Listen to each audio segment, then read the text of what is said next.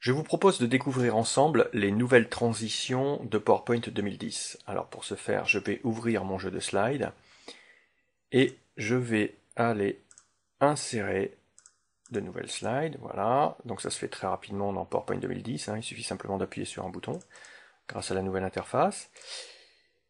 Et donc pour ce faire, et pour illustrer un peu tout ça, je vais aller insérer des images. Voilà, donc un chrysanthème. Sur la slide suivante, je vais aller insérer là aussi une autre image. On va choisir le koala. Sur la slide suivante, on va choisir les tulipes. Et on finira par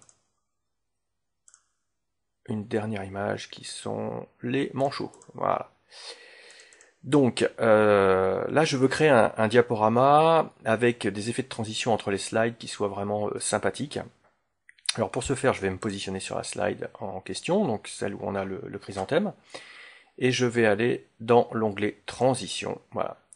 Donc dans cet onglet apparaissent toutes les fonctions liées aux transitions. Donc la nouveauté dans PowerPoint 2010, c'est que ces transitions, alors déjà il y a des nouvelles transitions, en plus ce sont des transitions qui sont des transitions en 3 dimensions. Donc là si je vais dans ici la transition qu'on pourrait traduire par rond dans l'eau, voilà, on voit en plus ce que ça donne en preview.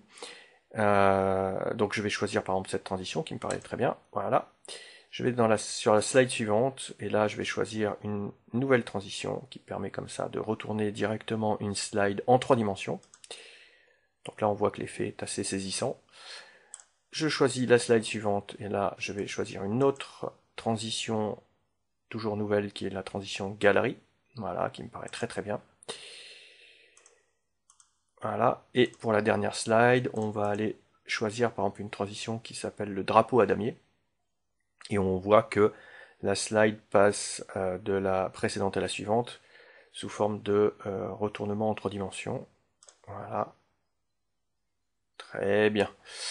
Donc à partir de ce moment-là, j'ai fini. Je peux lancer mon diaporama.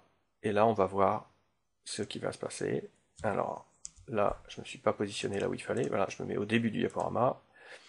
Je lance les transitions.